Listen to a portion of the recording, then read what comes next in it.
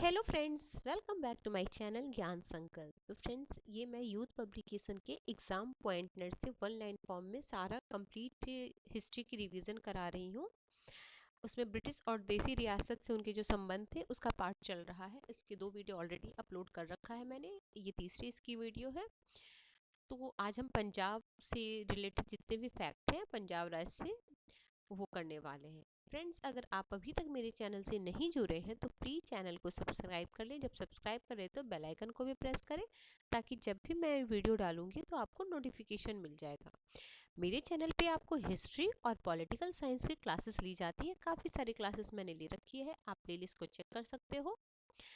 तो स्टार्ट करें आज का क्लास। देखो, आज के क्लास का फर्स्ट क्वेश्चन है रंजीत सिंह। अब रंजीत सिंह का कब हुआ? 1792 से 1839। रंजीत सिंह का जन्म कब हुआ? 2 नवंबर 1780 को। रंजीत सिंह के पिता का क्या नाम था? महासिंह। महासिंह किस मिसल से संबंधित थे? सुकेर चकिया मिसल से। सुकेर चकिया मिसल से थे।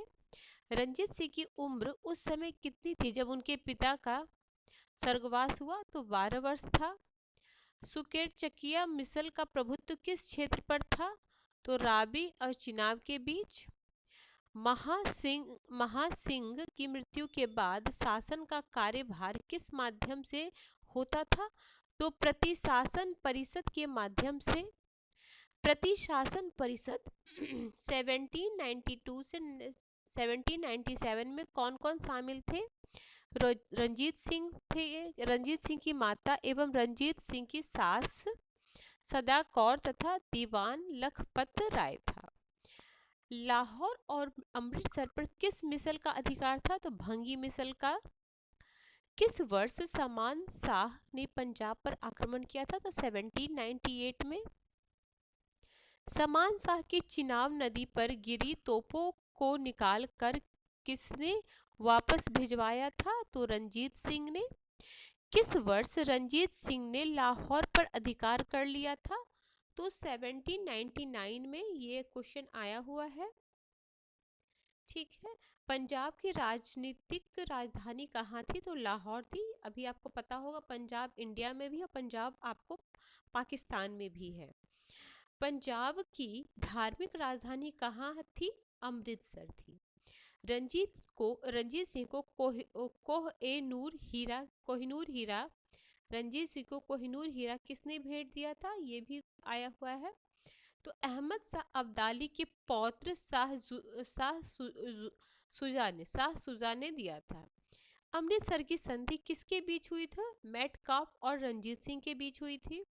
महाराजा रंजीत सिंह और अंग्रेजों के मध्य अमृतसर की संधि कब हुई थी? अमृतसर की संधि आपने सुना होगा एग्जाम में।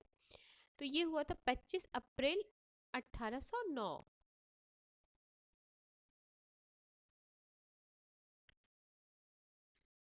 किसने कहा कि ईश्वर की इच्छा थी कि मैं सब धर्मों को एक निगाह से देखूं, इसलिए उसने दूसरी आंखों की रोशनी ले ली? ये महाराजा रंजीत सिंह। किस फ्रांसीसी यात्रियों ने रंजीत सिंह की तुलना नेपोलियन से की थी? विक्टर जाकमा। विक्टर जाकमा।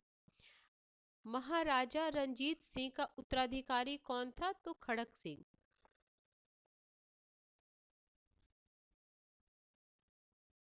सिख राज्य का अंतिम राजा कौन था? तो दिलीप सिंह था। पंजाब के महाराजा दिलीप सिंह की मृत्यु अक्टूबर में कहाँ हुई थी? तो पेरिस में हुई थी, 1893। प्रथम आंग्ल सिख युद्ध कब हुआ था? तो 1845 से 46। लाहौर की संधि कब और किसके मध्य हुई थी? तो मार्च 1846 ईस्वी, सिखों और अंग्रेजों के मध्य। भैरोवाला की संधि कब हुई थी? 1846 ईस्वी में।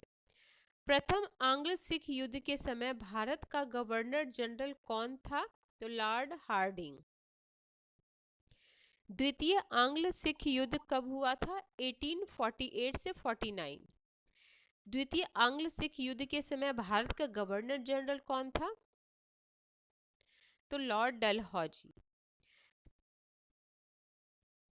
चिलिया वाला युद्ध कब हुआ था? 1849। चिलिया वाला युद्ध कब हुआ था? 1849 इसी समय। ठीक है। पंजाब राज्य का विलय ब्रिटिश राज्य में कब हुआ?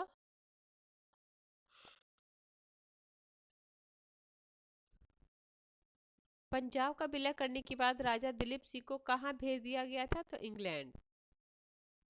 पंजाब के विलय के पश्चात पंजाब पर शासन करने के लिए 3 सदस्यों की समिति में कौन कौन थे? तो हेनरी लॉरेंस थे, जॉन लॉरेंस थे, चार्ल्स क्रेवियन मॉन्सेल। अंग्रेजों ने कोहिनूर हीरा किससे प्राप्त की थी? तो दिलीप सिंह से प्राप्त की थी। अमृतसर की संधि 25 अप्रैल 1809। सतलज नदी दोनों राज्यों की सीमा मान ली गई। लुधियाना में एक अंग्रेजी सेना रखी गई जिसमें रंजीत सिंह इस तरह आक्रमण न कर सके। सतलज के पूरब के राज्य अब अंग्रेजों के पास चले गए। देखो थोड़ा सा बोरिंग लग रहा है तो आप 2-3 बार इस वीडियो को सुनोगे तो क्योंकि इसमें सारा फैक्ट है तो आपको फैक्ट याद हो जाएगा। 2-3 बार सुनने से थोड़ा मतलब सुनने से क्या होता है ना, आप कुछ काम भी कर रहे हो और वीडियो को सुनो और बाकी मैं क्वेश्चन तो लेके ही आऊंगी इससे रिलेटेड।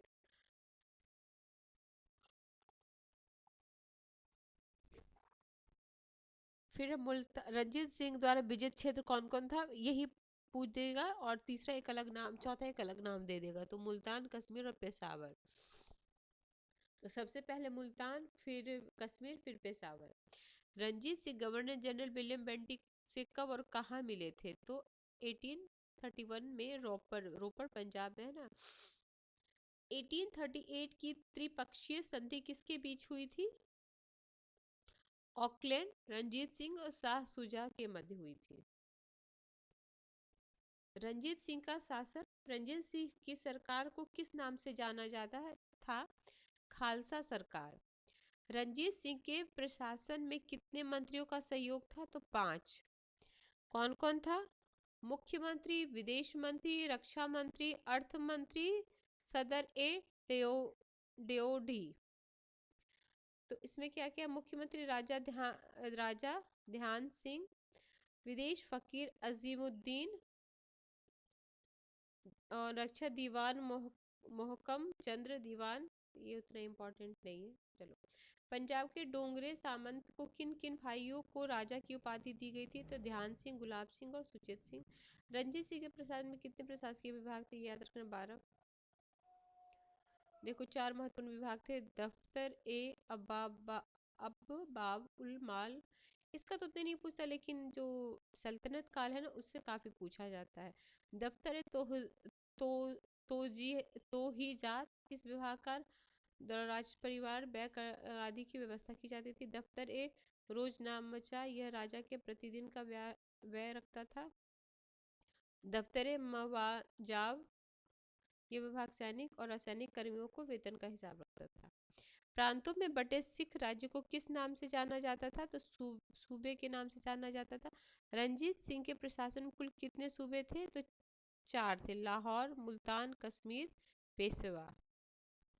प्रत्येक सूबे के प्रमुख अधिकारी क्या कहलाता था? नाजिम। सूबे का बंटवारा किसमें किया गया था? परगने में। परगना का प्रमुख कौन था? कारदार। कारदार का कारदार का मुख्य कार्य क्या था? तो शांति व्यवस्था के साथ राजस्व की एकत्रित करना। परगना का बंटवारा किसमें किया गया? तालुका में किया गया। प्रत्येक तालुका में कितने मौजे गांव होते थे? तो 50 से 100। प्रशासन की सबसे छोटी इकाई कौन होती थी? मौजा या गांव। आगे है भू राजस्व व्यवस्था। रंजीत सिंह के प्रशासन में राजस्व का प्रमुख स्रोत क्या था? भू राजस्व। भू राजस्व उपज का कितना प्रतिशत राज्य द्वारा लिया जाता था? तो 30 से 40% के मध्य। ठीक है, आगे। प्रारंभ में भू राजस्व व्यवस्था किस प्रथा पर आधारित था? बटाई प्रथा पर। बटाई प्रथा का प्रचलन कब तक चलता रहा? 1823 ईस्वी तक। 1824 से 1834 ईस्वी तक भू राजस्व की कौन सी व्यवस्था प्रचलन में थी? कनकुत व्यवस्था। कनकुत व्यवस्था भू राजस्व की वसूली किस प्रकार से की जाती थी? इनमें कर वसूली उपज के आधार बनाकर नगद ली जाती थी। नीलामी योजना में क्या प्रावधान किए गए थे? इस योजना में 3 वर्ष से 6 वर्ष के लिए कर वसूली का अधिकार ऊंची बोली बोलने वाले को दिया जाता था। सैन्य प्रशासन, किसके सैन्य संगठन को भारतीय पृष्ठभूमि में ब्रिटिश फ्रांसीसी सैन्य संगठन कहा जाता था? तो रंजीत सिंह के। फौज ए खास या फौज ए आइन किस प्रकार की सेना होती थी? नियमित सेना। फौज एक खास का विभाजन किया जाता था घुड़सवार, पैदल या तोपखाने में। 1822 में नियमित घुड़सवारों को प्रशिक्षण करने हेतु किसे नियुक्त किया गया था? तो फ्रांसीसी सेनापति एलार्ड। रंजीत सिंह के घुड़सवारी को देखकर किसने कहा यह संसार की सबसे सुंदर फौज है? Lord Auckland. ये आ सकता है, ठीक है। 1838 में नियमित पैदल सेना की प्रशिक्षित करने के लिए किसकी नियुक्ति की जाती थी? इटालियन सेना बंतूरा की। तोप खाने का प्रमुख किसे कहा जाता था? इलाही बख्श। गोला बारूद तोपखाने के कारखाने कहाँ लगवाए गए थे? तो लाहौर और अमृतसर में। फौज बेक वायद किस प्रकार की सेना थी? अनियमित सेना थी। और न्याय प्रशासन, तो सूबों में सबसे उच्च न्यायालय किसका होता था? नाजिम अदालत ए आला कहाँ स्थित है? लाहौर। रंजीत सिंह की मृत्यु किस वर्ष हुई? 1839 ईस्वी में। रंजीत सिंह के बारे में किसने कहा कि सारे पंजाब में उससे कुरूप या भद्दा व्यक्ति नहीं है? वैरन ह्यूगल ने। रंजीत सिंह का उत्तराधिकारी कौन बना? खड़क सिंह। ठीक है, तो अभी आज हमारा प्रशासन से संबंधित जितने भी फैक्ट है वो कर लिए। नेक्स्ट क्लास में मैं, ये काफ़ी इंपॉर्टेंट है, ये आपके टॉपिक में होगा ही। अगर आप यूपी पीजीटी टीजीटी दे रहे हो उसमें ये टॉपिक अच्छे से है, और किसी भी स्टेट में दे रहे हो 1857 का जो युद्ध है वो तो काफ़ी इंपॉर्टेंट है। इससे रिलेटेड जितने भी फैक्ट होंगे वो हम नेक्स्ट क्लास में करेंगे। तो अगर किसी भी वजह से ये चैनल आपको हेल्प कर रहा है फ्रेंड्स, तो ज़रूर चैनल को सब्सक्राइब करें और ज़्यादा से ज़्यादा अपने फ्रेंड्स फैमिली में शेयर करें। तो मिलते हैं हम नेक्स्ट वीडियो में। Till then bye bye.